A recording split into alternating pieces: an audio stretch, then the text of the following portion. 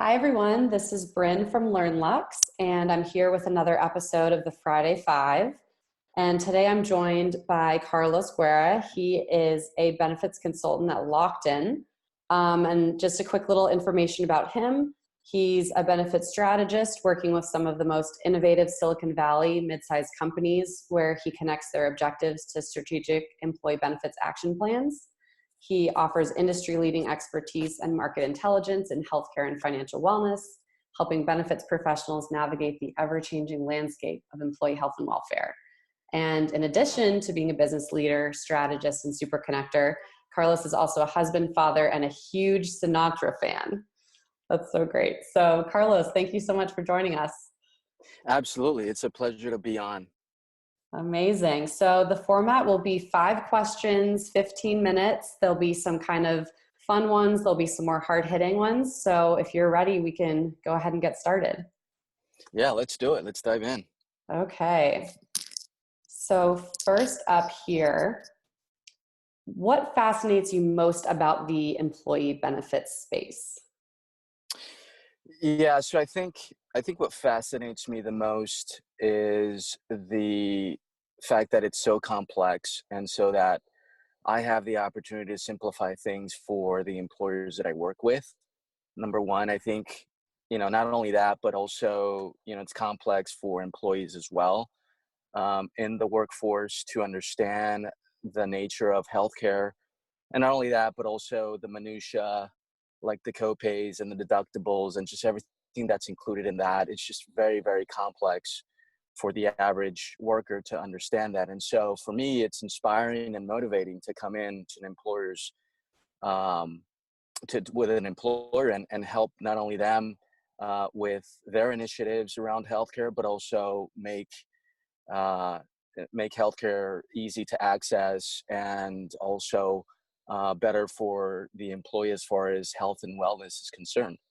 The other thing I would say is that, for me, I've got my personal story that I'm sure that I'll dive in a little bit later, but, for me, what fascinates me the most also is that, there's so much to employee benefits. I think, it's one of the trends that everybody knows about is that, it's no longer about the traditional core health package anymore. It's really about understanding the needs of your workforce and catering to a multi-generational workforce. So you have to really understand, the different nuances of each generation. And I think, as a leader in the healthcare space and as a leader for employers in the Silicon Valley, I think, me as sort of in the sandwich generation, it's important for me to help, HR leaders and CFOs cater to their needs, whether it be through, strategic partners, a couple of partners that I work with to help, really simplify things and make it easy for employees to understand. So, I think those 3 things pretty rounds it off pretty well.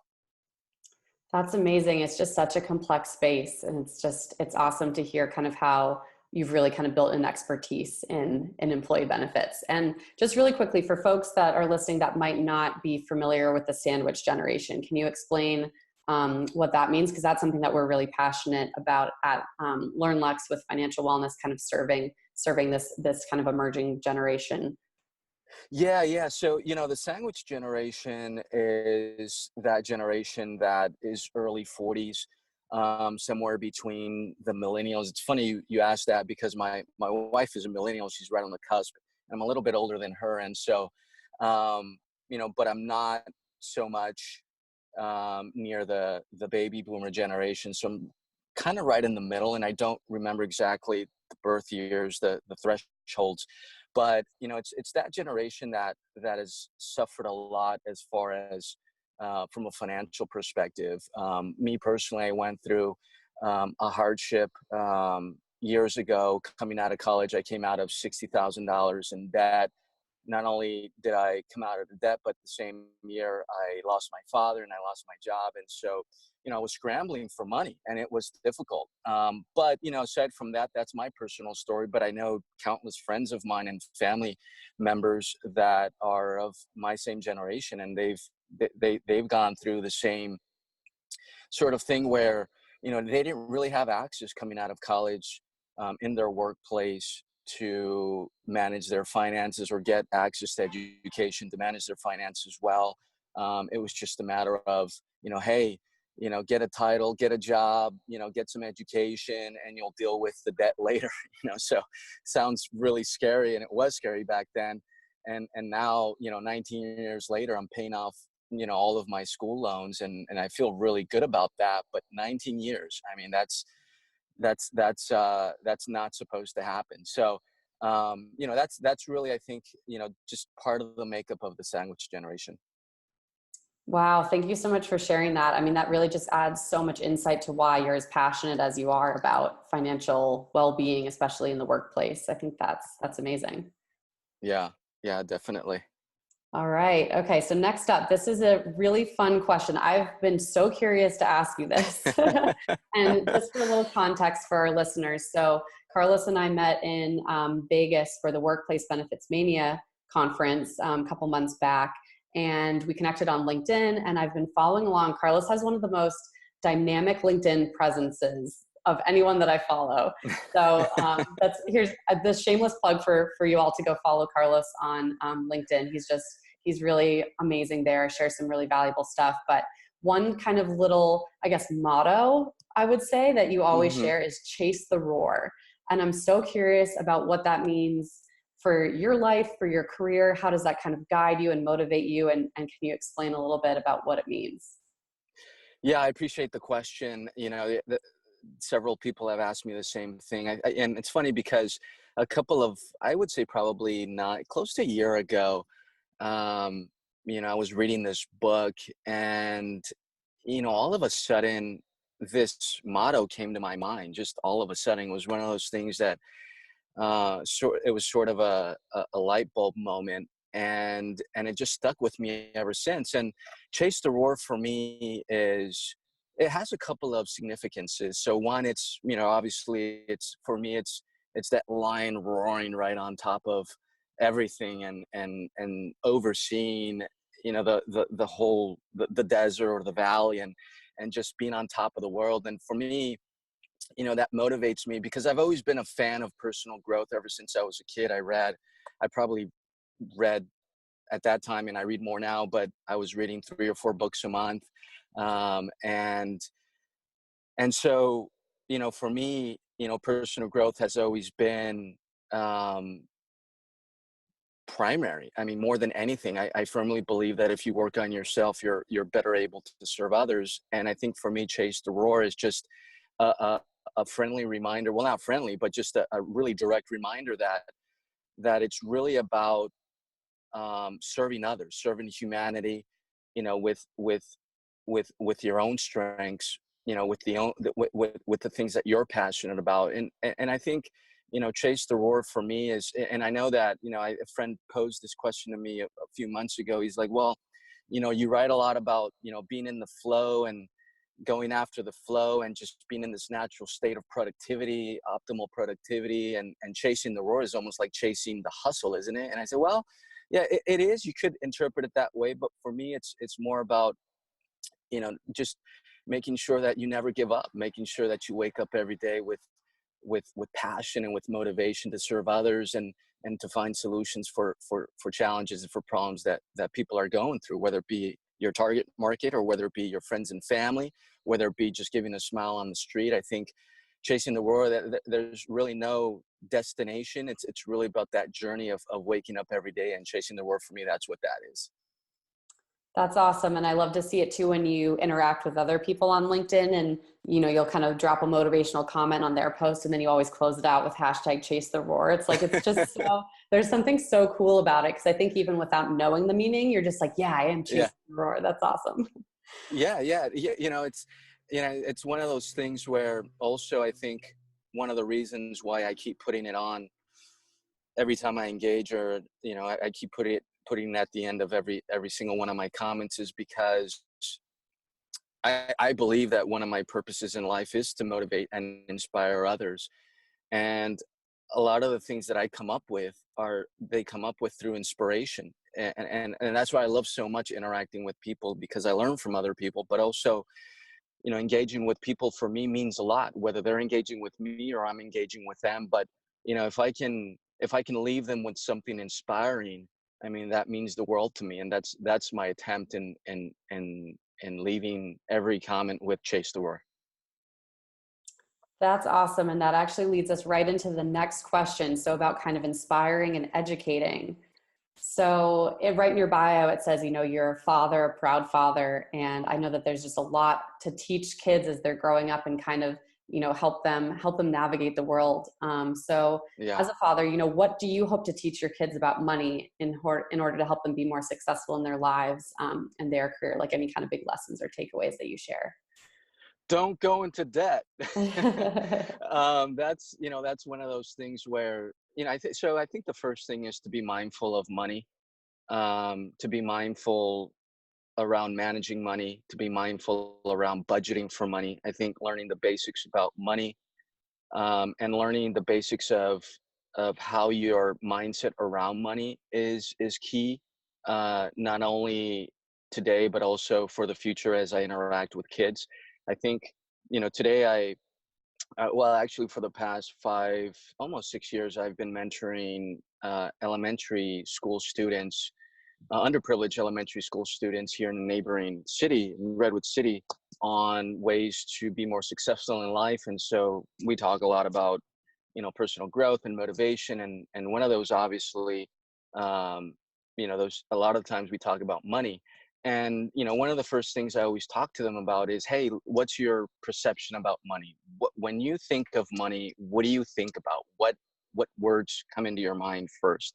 And so, and a lot of these are underprivileged. And so for me, it's a huge passion because I was there. I was a kid that was 13 years of age, and I was being told, hey, money doesn't grow on trees.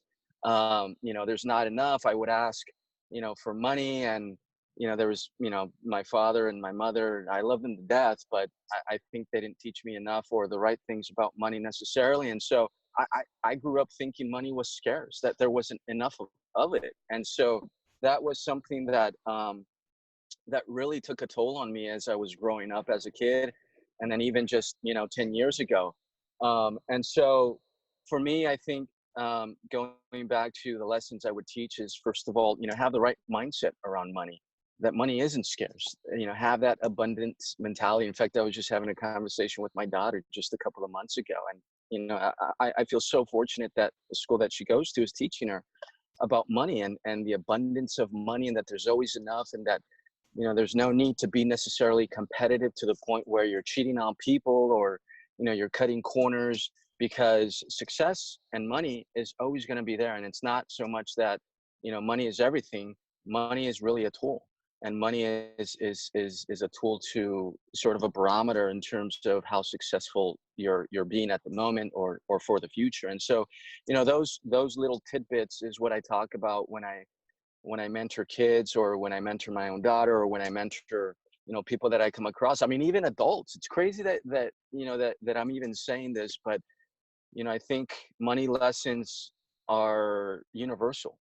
I think, I mean, I'm a perfect example of that. I think that I'm still learning about money, and I'm still learning how to manage money, and because I think there's always something to learn. And I think the key to being successful with anything, and especially with money, is to be open-minded. And I think the last thing I would say, as far as money lessons is concerned, is that look, if you want to be successful with money, then hang around the people that are successful with money. I mean, goodness gracious, success leaves clues. There's people out there that do it very, very well.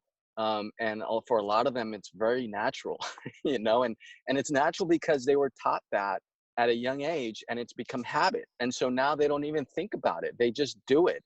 And it's one of those things where, when I was growing up, I was taught the opposite. It became a habit, and it took a toll, and now, I think, the the I think now my perception about money has led me to bigger and better things.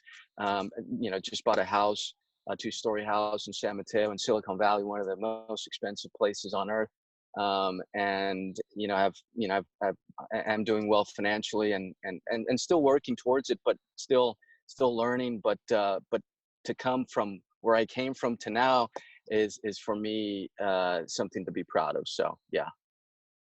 That's amazing. And I'm sure a lot of people listening can relate to wishing that they learned more about money when they were growing up and could make better decisions along the way. So I think Yeah. that's an awesome point. And that actually leads us right into the next question. So, with financial wellness becoming a bigger conversation, especially in the workplace, the next question I have for you is really what excites you most about starting to see more of these companies offering financial wellness as a benefit?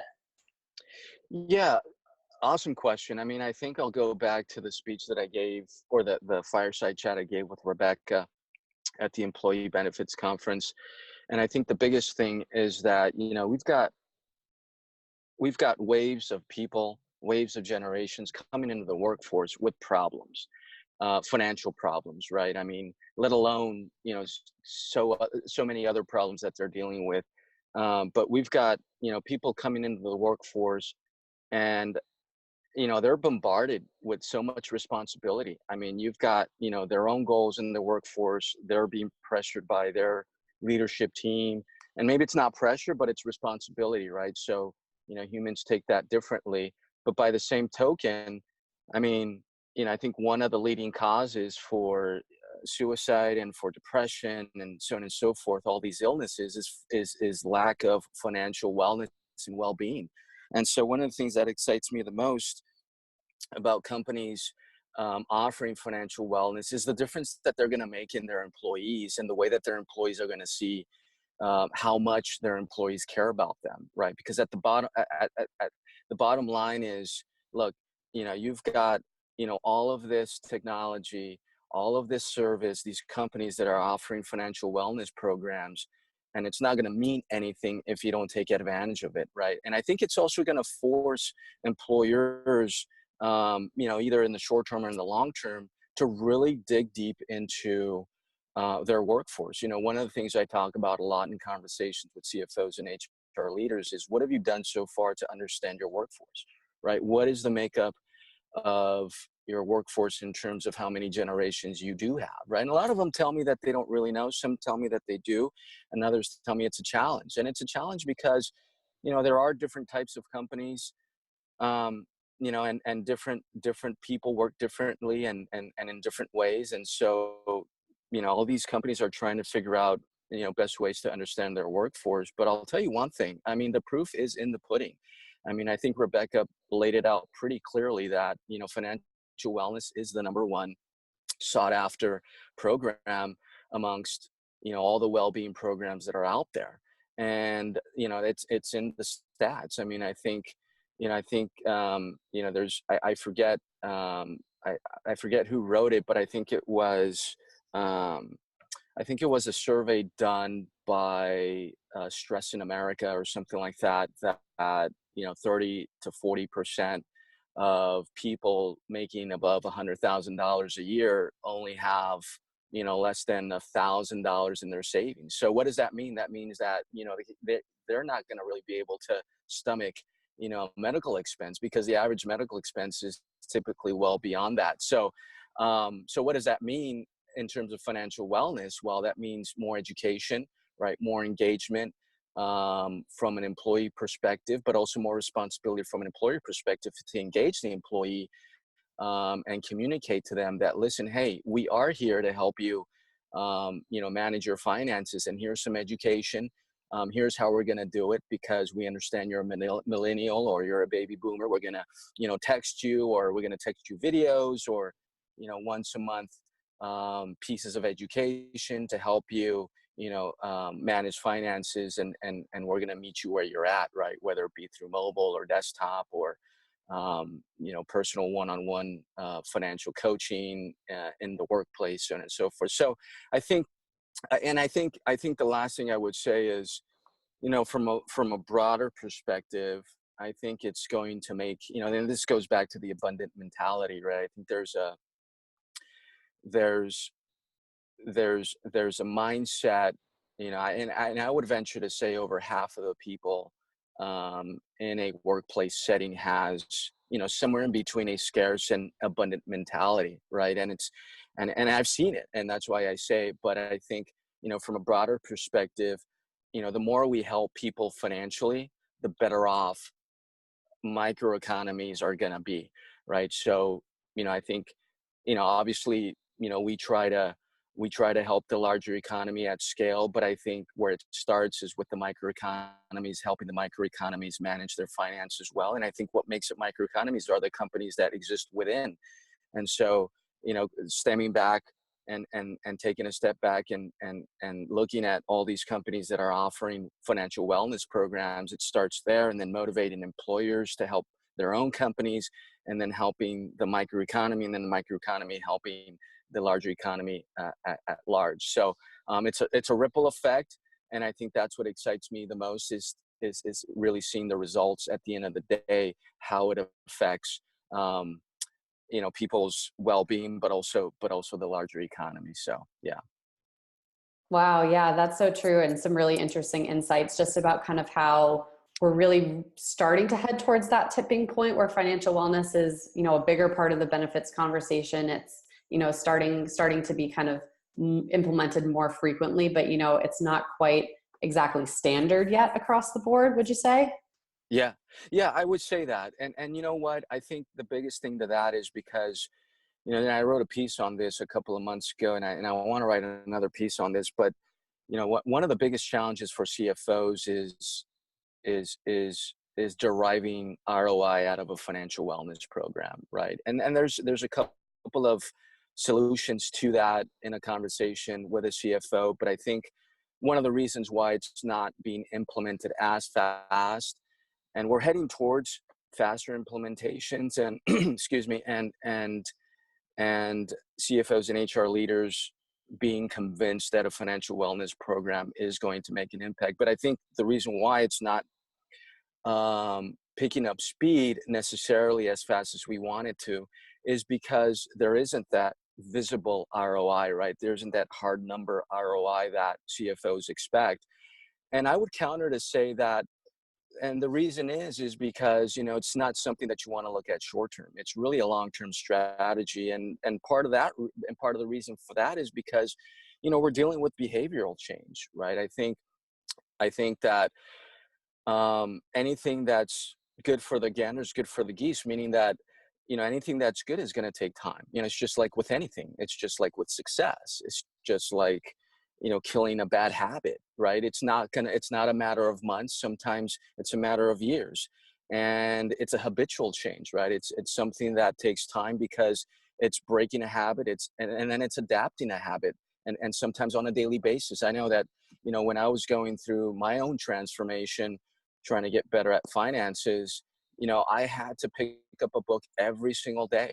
I needed a reminder to, look at my finances every single day, because that's how I was going to be mindful, but also create a peace of mind that I was on top of it, right? And that then later created to bigger changes. And so I think, I think when it comes to, implementing financial wellness programs, I think I think CFOs and HR leaders need to understand that it takes a clear strategy and the help of a good advisor and consultant that believes in financial wellness, like myself. And then number two, I think it also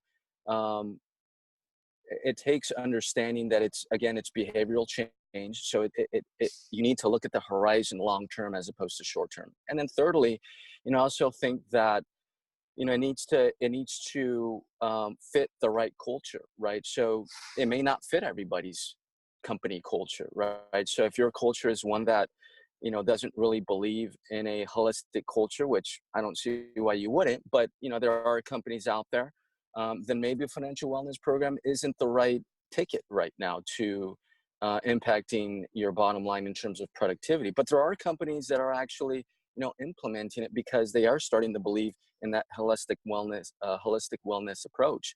And so I think it's going to take time because companies need to first understand that financial wellness is part of a bigger wellness picture, and that needs to fit into a wellness culture that um, that companies and employers and HR leaders and CFOs need to work at first before bringing in all of these different types of wellness programs. Yeah, I really couldn't agree more. And it's amazing to see some of those kind of bigger companies really be the early adopters and kind of lead the charge, which is actually what brings us to our last question. And I know you covered quite a bit of this in kind of our previous discussion, but I would love to know, do you think that financial wellness someday will be as ubiquitous as healthcare? And, why or why not? Yeah, so I think financial wellness is probably going to come really, really close to healthcare in terms of its popularity. I think one of the reasons why um, it's not going to be exactly like healthcare is because healthcare, is something that has many, many problems, right? And it's sort of a nationwide problem that requires a lot of push and pull from experts. It's garnered national attention, and while I think financial wellness could get there, I think financial wellness, is a little bit more simpler in nature in terms of its implementation. And so I think financial wellness is part of that healthcare drive, and I also think financial wellness is, there's it obviously it's obviously important and makes a big impact in a company's bottom line, as well as healthcare. But I just think healthcare is sort of that bigger monster that's tougher to tackle and may take longer to tackle than financial wellness. Financial wellness is one of those things where, I mean, I think you can solve pretty quickly, um, and you can do it in a way that's pretty efficient and that can achieve results, I think, a lot quicker than healthcare, at a larger scale, right? So I just don't think financial wellness is there yet, but it could be. But I think it may just end up where it just becomes really, really close to it. Awesome. Well, that's a great look into the crystal ball, kind of the future of benefits. That's some great takeaways. Yeah. Awesome. So yeah, that's our 5 questions. It went by pretty quick, huh? Yeah, no, it did. It was a lot of fun. Really appreciate, taking the time. And it's been very, very enjoyable. I appreciate it. Amazing. Carlos, thank you so much for taking the time out of your day and joining and sharing your insights with everybody. So stay tuned for the next episodes of the Friday Five. And Carlos, thank you again. Great. Thanks, Bryn.